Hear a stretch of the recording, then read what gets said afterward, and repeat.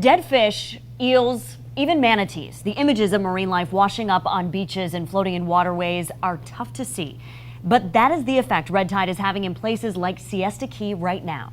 Now it's caused a higher than normal algae levels, and this summer's bloom is one of the worst to hit the Gulf Coast in decades. It's also having an impact on tourism in our area. 10 News reporter Isabel Mascareñas is live on Siesta Key Beach this afternoon. And Izzy, the beach is normally packed out there, but you actually didn't find many people there today. No, it's been an empty beach, and I can tell you, I'm not going to sugarcoat it. It is plain and simply nasty out here. The smell is terrible. The respiratory irritation is real. I've been out here most of the day since about 11 this morning, 10:30, and I'm congested. I have the scratchy throat, the occasional cough, and here's why. Siesta's white sandy beach is littered with dead fish along the shoreline for as far as the eye can see. The Kinder family is visiting from Connecticut. Today seemed like a great beach day, except their stop lasted less than 20 minutes. We walked onto the beach and immediately there was a smell, and I was really surprised by it.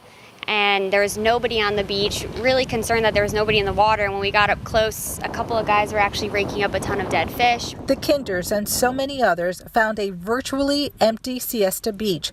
Rows of dead fish, big and small, stretching along the shoreline. If the dead fish didn't keep you away, the smell did. Daniel Candia had to wear a mask while waiting for a ride home. It's pretty bad out here right now, the smell, a lot of dead fish for sure, and it's hard to breathe.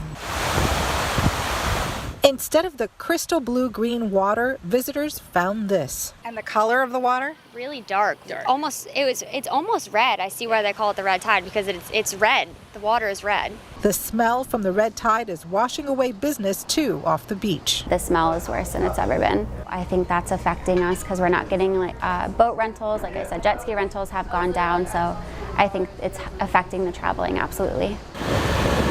County workers are out every day cleaning up the beach to help clear out the smell. But there's not much they can do about the murky red tide water. Doesn't feel like the #1 beach right now. It doesn't. We got knocked off. Now out here, the conditions about red tide really determine a lot on the wind direction. So that will determine whether the fish come on shore, whether that algae bloom comes on shore, whether you're feeling the respiratory irritation. If it's an onward wind, onshore wind, you're going to feel it. So Mode suggests if you really want to go out to the beach, check their beach report website. It gives you real-time information on all of those things. Respiratory conditions, whether there's dead fish, the color of the water. It's a good site to check before you head out to the beach. But if you don't have to be out here, don't be. It is not the healthiest environment to be in right now. Reporting live from Siesta Key, I'm Isabel Mascareñas, 10 News. It's almost like zombie land out there. Well, there's nobody. I mean, the this smell. Is Florida in August. In August, which is the peak tourism You're season. supposed to be on the beach this time of year, right? Nobody is there, but look at, I mean, we're in awe looking at the pictures of all of the dead fish, the amounts of them. Some good news, and I'm going to show you this coming up in my full forecast. The winds the next several days will start to blow more out of the east, which is offshore. Offshore. So it's going to push a lot of that out further, at least the stuff that's bothering you in the air as well. But let's talk right about what it is. What is red tide? And it was a great video you just saw there, how it actually turns the water red. It's called Carenia brevis. You may see it as K. brevis. It's a marine algae, and it's basically found all across the Gulf of Mexico. You can actually get it on the East Coast all the way up through the Carolinas. But when you get it in high concentrations, that's when it causes a problem. We call those harmful algal blooms, or HABs is what they're called. But that's what turns it into that brownish reddish color. Now, it occurs naturally. We have reports going back to the Spanish settlers back in the 1500s of seeing fish kills in southwest Florida from this. It generally occurs about 10 to 40 miles offshore, but then over the last 10, 20, even almost 30 years, they've noticed that the outbreaks have become longer and more intense. We're not exactly sure why that is. Now, normally it's found in the fall, winter, and a little bit into summer, but what we've been seeing lately is that these outbreaks are lasting longer. They're getting stronger and they're lasting longer. This particular outbreak right now is 9 months old now.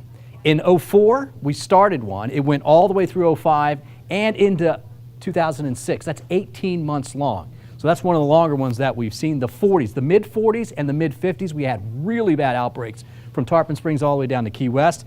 It's usually worse in Southwest Florida. That's where we're seeing it now. But the winds lately have been blowing out of the south. It's been a weird kind of rainy pattern, right? That's because we've had southwest winds to the south lately.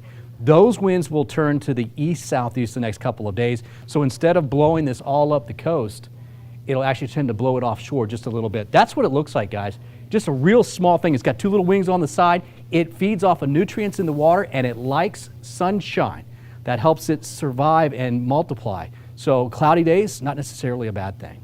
So many people saying that this is one of the worst that they have seen in a very long time. We're going to have details on the other effects of red tide coming up throughout the show, and the CBS Evening News will have live coverage from Sanibel Island. That's starting at 6:30 right after 10 News this evening. All of our continuing red tide coverage you can find right now at WTSP.com.